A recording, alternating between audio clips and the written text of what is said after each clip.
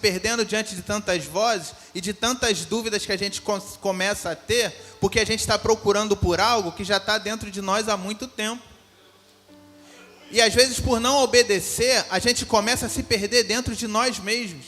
E se perdendo dentro de nós mesmos, a gente não consegue fazer aquilo que o Senhor quer, porque estamos confusos.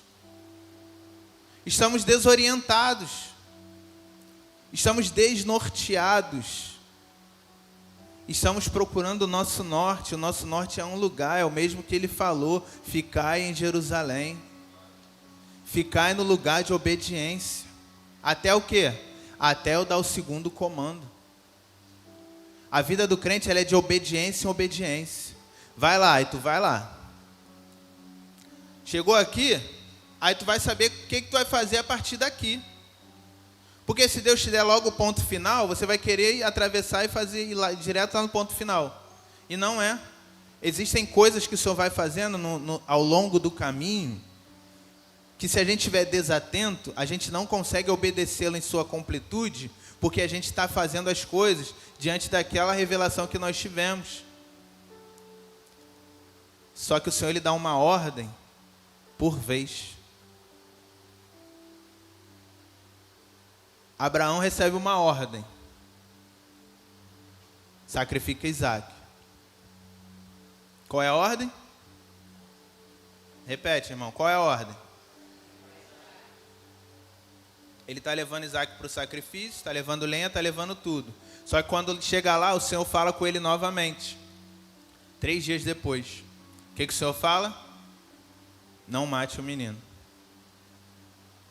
E se ele ficasse só na primeira palavra que ele recebeu, ele ia matar o menino. Se ele fechasse o seu ouvido para aquilo que ele ouviu, ou seja, eu ouvi uma ordem do Senhor, e eu pego aquela ordem e uso ela a minha vida toda, pastor Marcelo. Só que o Senhor está falando a todo tempo. O Senhor está falando sempre. E às vezes Ele vai mudar, não mudar aquilo que Ele falou, mas Ele quer realmente testar para ver se a gente realmente está com o ouvido atento e disposto a obedecer. Porque a questão toda é essa, é o quanto nós estamos dispostos a obedecer aquilo que o Senhor está falando. Porque às vezes a ordem vai ser algo que a gente não queira. Às vezes é uma ordem de morte e a gente quer viver os deleites dessa vida. E às vezes o propósito tem muito a ver com a morte que a gente vai encarar do que com o prazer desta vida e começar a não fazer aquilo que o Senhor quer que a gente faça. Vamos seguir, irmãos. Eles falam algo aqui que é fantástico. No 3 ele pede uma esmola. No 4 eles falam: olhe para nós. No 5, esse cara ele olha esperando alguma coisa. Eu não sei qual era a roupa, qual era a aparência deles. Eu não sei se eles tinham cara de que realmente tinha dinheiro para dar para alguém, conhecendo o histórico, né? Eram homens que abandonaram seus empregos. Eram homens desempregados. E aquele homem está olhando, esperando alguma coisa. Isso aqui é fantástico, irmãos. Sabe quando uma pessoa olha para você esperando alguma coisa, não por conta de você, mas é pelo entendimento de que ela sabe que você carrega algo. Por mais que você aparenta, eu sei que o que eles esperavam era uma esmola. Era um dinheiro, era alguma coisa para suprir aquela necessidade momentânea. Mas ele já olhava e já sabia, dali vai vir alguma coisa. O que vai vir eu não sei. Mas eu sei que tem alguma coisa ali. E eles falam assim, ó: não tenho prata nem ouro, mas o que tenho, isso te dou. No grego, o que tenho, ele fala assim, ó: não tenho em mim. Eu achei interessante isso, porque ele fala assim, ó: prata e ouro não tenho em mim. Só que a tradução ela fala que não tem.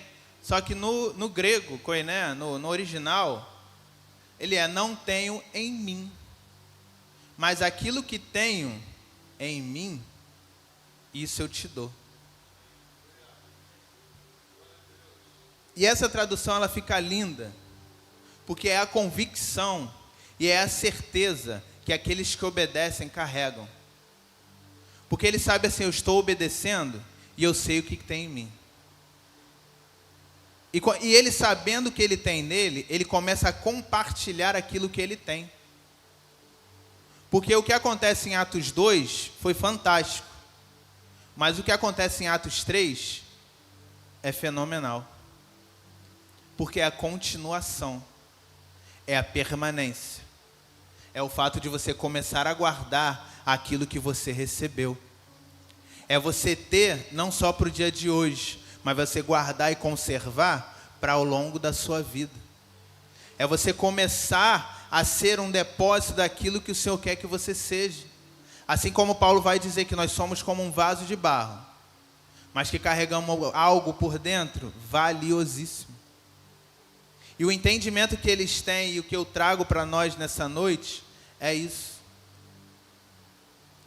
É a permanência. Apocalipse capítulo 3, versículo 18, se eu não me engano, vai dizer que: eis que venho sem demora. Guarda o que tens, para que ninguém tome a tua coroa. João, que é o mesmo João que está falando aqui com Pedro, fala em Apocalipse isso. Guarda o que tem, para que ninguém tome a tua coroa. Guardar o que tem, aqui também pode ser lido como conservar. Conserva o que você tem. Conserva aquilo que você recebeu. Conserva aquilo que o Senhor te deu. Paulo, quando vai fazer essa alusão do vaso, né, existem coisas que para nós é comum e talvez não faz tanto sentido. É igual o Jeremias, quando ele vai lá e quebra um vaso, né, diante daqueles homens, lá em Jeremias capítulo 17, né, a gente vai ver que ele chega lá, eles reúnem aqueles homens, né, os anciões, e ele pega um vaso, quebra o vaso no chão, dá as costas e vai embora. Para a gente o que está acontecendo? Aí 18, vem a história do olheiro. Mas o que aconteceu ali no 17? O que aconteceu é que o vaso, o barro, ele é muito poroso. E a porosidade dele faz com que ele absorva tudo aquilo que é colocado dentro. Então, tudo aquilo que é colocado dentro, ele absorve e faz parte do corpo dele, do corpo do barro. Então, por exemplo, lá no templo antigo, quando eles colocavam carne de carneiro em um vaso, naquele vaso só podia entrar carne de carneiro. Se naquele outro vaso só entrava um outro tipo de alimento, só podia entrar aquele alimento, porque ele absorvia tudo aquilo que era colocado ali dentro. Então, aquilo que colocava começava a fazer parte dele. Então, se você pegasse e misturava, você ia adulterar, ia fazer uma contaminação cruzada.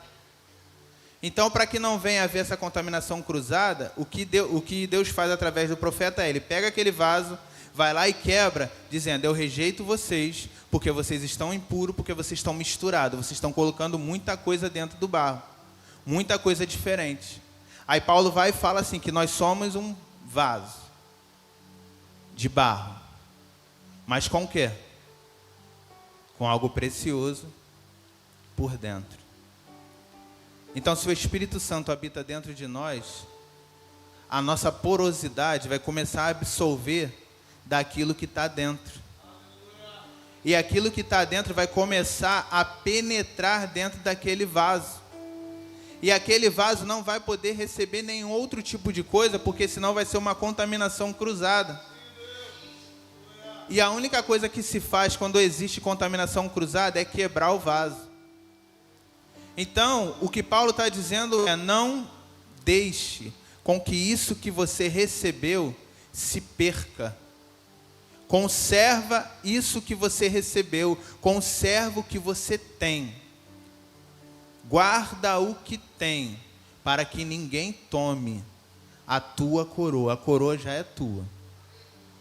O Espírito Santo já está em você. A palavra já foi liberada sobre a sua vida. O único trabalho que nós precisamos ter é conservar o que nós recebemos. conserva o que tem, para que o mundo lá fora possa olhar para nós com um olhar de pedinte mesmo, sabendo que de nós vai vir alguma coisa. E muitas das vezes, que não seja, irmãos, nem ouro nem prata, mas que seja aquele poder que foi derramado em Atos 2. Porque o que aqueles homens compartilham é o que eles receberam em Atos 2, que é o poder. Quantos querem receber do poder de Deus? Levanta a mão. Quantos querem receber do poder de Deus? Faz assim. Agora deixa eu te contar um segredo. Sabe o que aconteceu quando... Sabe o azeite daquela viúva? O profeta fala assim, ó, vai lá nos seus vizinhos, cata as vasilhas, traz as vasilhas todas e começa a derramar azeite, certo? E está derramando azeite, está derramando, acabaram-se as vasilhas, o que acontece? Cessou o azeite. Só que os historiadores, né, os rabinos, eles vão dizer que o azeite daquela mulher, vamos supor, tá? Tinha 2 dedinhos de azeite só. Quando ela vira e ela começa a encher aquelas vasilhas, quando termina as vasilhas, quando volta, eles vão dizer que continuam os 2 azeites lá. Porque a multiplicação quem fez foi Deus. O que derramou a mais foi do Senhor. Porque Deus não usa aquilo que nós temos, Ele usa aquilo que é dele. Então, quando Ele usando aquilo que é dele, eu perguntei quem queria receber do poder de Deus. Quem quer? E quando a gente receber esse poder, o que a gente vai fazer com esse poder? Porque assim como o azeite da viúva parou de descer quando acabaram as vasilhas, se a gente recebe o poder, mas a gente não usa isso para nada, essa bica é fechada, irmãos. Porque esses homens, o que eles receberam em Atos 2, eles estão começando a usar a partir dali. Pedro já ganha 3.000 almas de cara. Prega 3.000 almas, ganhou. Atos 3 tem um coxo levantando. O poder que Deus nos dá é para ser usado. Aquilo que o Senhor tem nos dado é para ser usado. É para ser gasto. É para fazer alguma coisa. Não adianta a gente morrer cheio de poder, cheio de unção, cheio de talento. Aquilo que o Senhor tem nos dado é para fazer a obra dele. É para que o nome dele venha a ser glorificado. O que tem acontecido é que tem um monte de gente cheia de poder, mas que não está usando o poder para nada.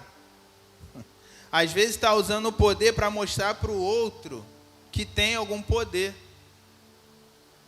Ou então está vendendo este poder. Então, quando a gente pede algo ao Senhor, a gente precisa entender que com isso vai vir responsabilidade.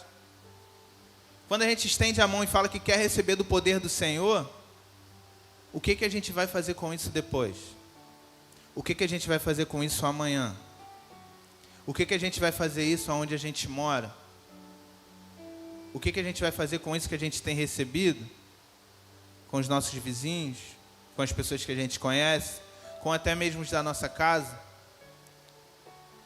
Então o poder de Deus, ele tem um propósito.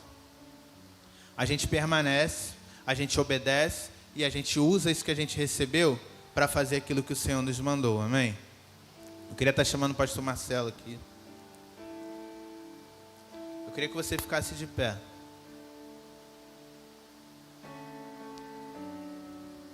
Eu não sei se essa palavra falou ao seu coração,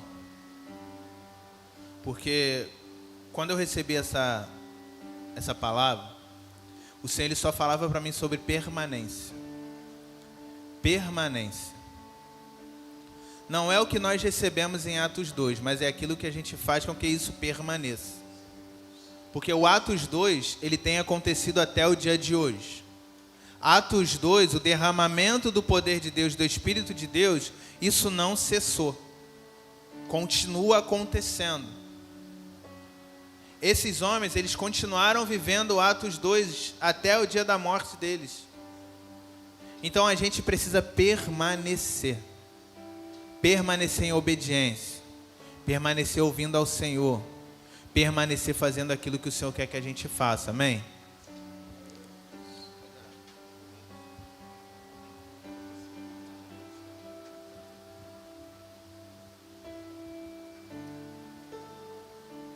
Vamos nos posicionar. O Espírito já foi derramado em nós.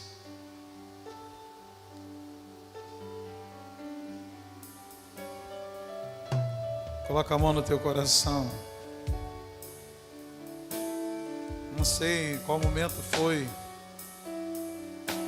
que você começou a viver o Evangelho apenas da maneira que você achou que deveria ser correta e parou de entender aquilo que o Senhor quer que você faça.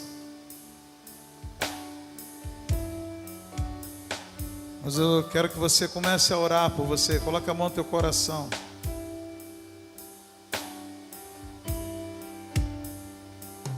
Senhor, obrigado porque o teu Espírito habita no nosso espírito, habita dentro de nós. Obrigado, Senhor, porque o Senhor nos chamou para uma obra muito maior do que nós possamos pensar ou imaginar. Mas, Senhor, nos perdoa se em momentos nós deixamos o lugar da obediência, da constância, da perseverança. Senhor, nos perdoa se muitos estão vivendo como Jonas, quando o Senhor está mandando ir para alguns lugares e eles não vão, manda fazer algumas coisas e eles não fazem, Senhor. Nos perdoa, Senhor. Que não seja necessário, ó Deus, entrar no ventre de um peixe ou ir nas profundezas de um lugar tão escuro para poder entender, Senhor, que o melhor é te obedecer. Mas, Pai, que o teu Espírito continue falando, ministrando a nossa vida, incendiando os nossos corações, ó Deus. Senhor, eu oro em nome de Jesus por uma igreja viva, uma igreja que recebeu o fogo e permanece, uma igreja que recebeu a glória e permanece, dando a glória para Ti, Senhor. Nós oramos, Senhor, vem nesse lugar, Senhor, e enche o nosso coração, a nossa vida. Se o óleo parou de jorrar, Senhor, é porque parou a obediência. Senhor, nos leva de volta ao lugar da obediência, da entrega, do arrependimento, em nome de Jesus, Pai. Em nome de Jesus. Nós não queremos, Senhor, ser achados, sermos encontrados, ó Deus, negligentes naquilo que o Senhor nos chamou para vivermos. Em nome de Jesus, Pai. Em nome de Jesus. Que o teu amor, Senhor, o teu perdão venha sobre nós. Em nome de Jesus, Pai. E que nós venhamos entender a responsabilidade que é viver direcionado pelo teu Espírito Santo. Que nós venhamos ter coragem, Senhor Deus, Senhor Deus, de olhar para aqueles que estão necessitados e dizer para eles: olhem para nós. Não para a minha maneira de viver, para minha maneira de falar, não, olhe para nós, porque aquilo que não está em mim, mas é dele, está em mim, pode mudar vidas. Senhor, por isso nós te pedimos, Pai, mais de Ti e menos de nós, mais de Ti, mais do Teu amor, mais da Tua presença, mais do Teu operar, Senhor, mais do Teu caráter, Jesus, em nossa vida. Quando o Senhor escolhe fazer a vontade do Pai, não a Tua, que nós viemos escolher fazer, Senhor, a Tua vontade e não a nossa, porque a nossa vontade é passageira, Senhor, mas a Tua vontade, ela é boa, ela é perfeita e ela é agradável. Em nome de Jesus, Pai. Obrigado, Senhor, nessa noite por essa palavra, em nome de Jesus, amém? Aleluia. Obedeça, permaneça, porque quando o Espírito nos convence, e Ele vem e Ele nos convence, Ele está começando uma grande obra na nossa vida. Depois o Senhor vai nos autorizar a viver coisas extraordinárias no Espírito para Ele. Amém?